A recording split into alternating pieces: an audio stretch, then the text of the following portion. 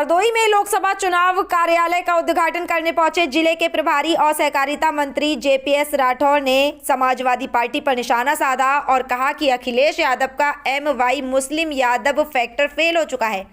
BJP का MY factor पूर्ण बहुमत के साथ सरकार बनाने के लिए आगे बढ़ रहा है।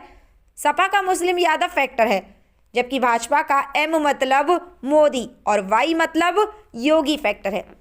उन्होंने पीडीए को पप्पू डब्बू अलायंस बताया। आपको बता दें कि हरदोई में जेपीएस राठौर ने कहा कि उत्तर प्रदेश की सभी 80 सीटों पर या तो लोकसभा चुनाव कार्यालय का उद्घाटन हो चुका है या 1-2 दिन में हो जाएगा और देश के सभी लोकसभा चुनाव कार्यालय खोले जा रहे हैं। कहा कि हम व्यवस्थित चुनाव लड़ने के लिए काम कर रहे हैं। भाजपा में कमल फूल को ही प्रत्याशी मानकर कार्यकर्ता तैयारी करते हैं। कहा कि कुछ समय में विधानसभा स्तर पर कार्यालय खोले जाएंगे और कई प्रकार के सम्मेलन व कार्यक्रम आयोजित किए जाएंगे। लोकसभा सीटों पर दावेदारों को लेकर उन्होंने कहा कि सभी दावेदारों से बात की जाती है, सबका सम्मान किया जाता है, सबकी बात सुनी जाती है और उसके बाद निर्णय लिया जाता है। हरदोई लोकसभा के चुनाव कार्यालय का उद्घाटन आज किया गया है। उत्तर प्रदेश के सभी 80 लोकसभा के चुनाव के कार्यालयों का उद्घाटन या तो हो चुका है या फिर 1-2 दिन में हो जाएगा। इसी प्रकार से देश के सभी लोकसभा चुनाव के कार्यालय भारतीय जनता पार्टी ने खोल दिए हैं ताकि हम चुनाव को व्यवस्थित ढंग से अच्छी तरीके से प्रबंधन करके लड़ सकें। जैसा आप सब लोग जानते हैं कि भारतीय जनता पार्टी में कमल का फूल प्रत्याशी होता है, तो भारतीय जनता पार्टी के कार्यकर्ता कमल के फूल को प्रत्याशी मानकर तैयारी पहले से ही करते हैं। हमने लोकसभा की संचालन समिति का गठन कर लिया है, विधानसभा की संचालन समिति का गठन कर लिया है। कुछ दिनों में हर विधानसभा स्तर पर भी हम कार्यालय खोलने जा रहे हैं। आगे आने वाले समय में कई प्रकार के अभियान पूर्व में भी चले हैं। जिस तरीके से विकसित भारत संकल्प यात्रा चली है, उसी प्रकार से हम गांव चलो अभियान अभी चलाने वाले हैं, लाभार्थी संपर्क अभियान अभी चलाने वाले हैं, नारी शक्ति वंदन अभियान अभी चलाने वाले हैं। कई प्रकार के सम्मेलन जिसमें युवाओं के लिए, किसानों के लिए, महिलाओं के लिए और लाभार्थियों के लिए इस सम्मेलनों का भी आयोजन हम करने जा रहे हैं और साथ ही साथ प्रचार प्रसार के लिए कमल के फूल दीवार लेखन इसका भी कार्यक्रम भारतीय जनता पार्टी ने तय किया। सर, दावेदारों की होर्डिंगें बहुत लगी हुई हैं, लेकिन यहाँ दावेदार आज जो है नगर नजर आए, इनके अलावा कोई दिखाई नहीं पड़ा। क्या इसके पीछे, जैसे कमल का फूल ही है लेकिन दावेदारों ने अपनी कमल का फूल मांगने के लिए होर्डिंग बहुत लगवा रखी है? देखिए, सभी दावेदारों से बात की जाती है। भारतीय जनता पार्टी में सभी दावेदारों का सम्मान किया जाता है और उसके बाद पार्टी अपने ढंग से काम करती है और दावेदार जहां पर भी आएंगे तो उनसे अभी कार्यालय में जा रहे हैं, बैठक करेंगे।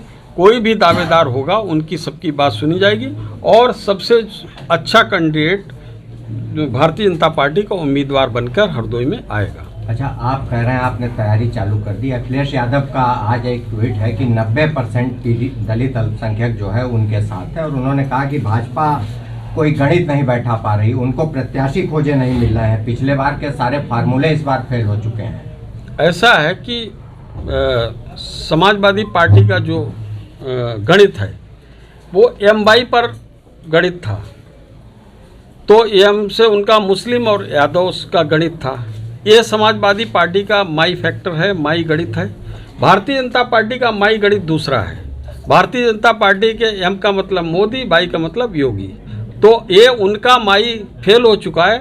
भारतीय जनता पार्टी का माई बहुत प्रचंड बहुमत के साथ सरकार बनाने के लिए आगे बढ़ रहा है।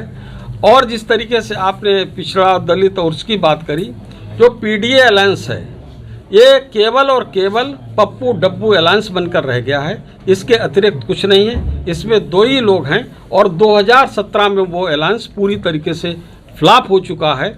उस समय समाजवादी पार्टी को मात्र पूरे प्रदेश में विधानसभा में 47 सीट मिली थी। कांग्रेस का भी बुरा हाल हो गया था, उससे भी ज़्यादा बुरा हाल कांग्रेस का अगले 2024 में होने जा रहा है। अच्छा, एक सवाल और है सर, आज धामी कैबिनेट में यूसीसी का ड्राफ्ट जो है लाया जाएगा, क्या उत्तर प्रदेश में भी जो है इसको लाने की तैयारी है? क्या प्लान बना रही है सरकार? देखिए, भारतीय जनता पार्टी का हमेशा से रहा है कि पूरे देश में एक सा कानून होना चाहिए। ये नहीं कि किसी धर्म के व्यक्ति के लिए किसी दूसरा कानून, तीसरे के लिए दूसरा कानून, ये आगे चल के देश के जनभावना के हिसाब से पूरे देश के लोगों से विचार विमर्श करके जिस प्रकार से कानून बनना चाहिए, कानून बनाने के लिए भारतीय जनता पार्टी के वैचारिक उसमें और सैद्धांतिक सहमति रही है। जब समय आएगा तो उसको पूरे देश में बनाने का काम किया जाएगा। ओवैसी साहब का एक बयान है, वो कहते हैं कि लाल कृष्ण आडवाणी को भारत रत्न देना जो है दुर्भाग्यपूर्ण है। जहाँ जहाँ वो रथ लेके गए वहाँ दंगे हुए। देखिए, ऐसा है कि सभी लोग जानते हैं कि लाल कृष्ण आडवाणी जी का इस भारत की राजनीति को बदलने में कितना बड़ा योगदान है। पूरा जीवन उन्होंने भारत की राजनीति और भारत के लोगों के समाज के विकास के लिए लगा दिया है।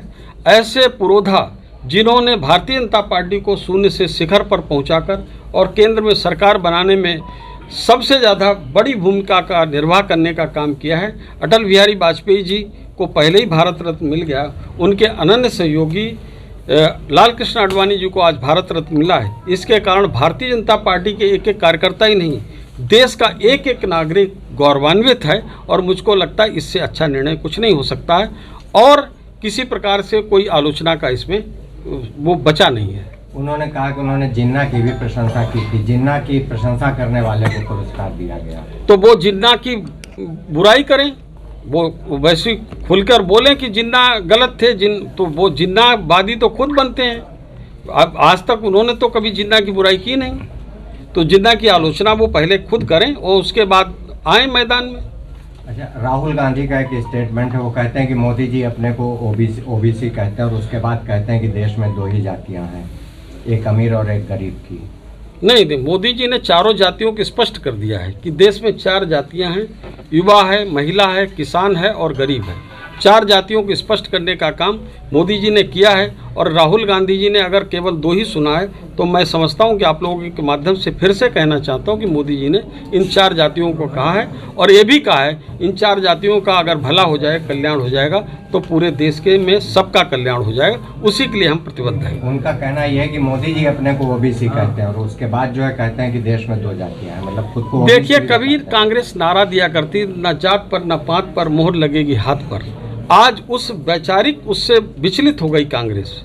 तो वो कांग्रेस सोच ले कि जो इंदिरा गांधी जी ने जो विचार दिया था, वो नारा दिया था, राहुल गांधी क्या उसी विचार के साथ, उसी नारे के साथ हैं जो आज दूसरी तरफ वो भाग रहे हैं। तो पहले तो वो अपने गिरेबान में झांक के देख लें, अपनी कांग्रेस की वैचारिक पृष्ठभूमि को जान लें और उसके बाद बात करें।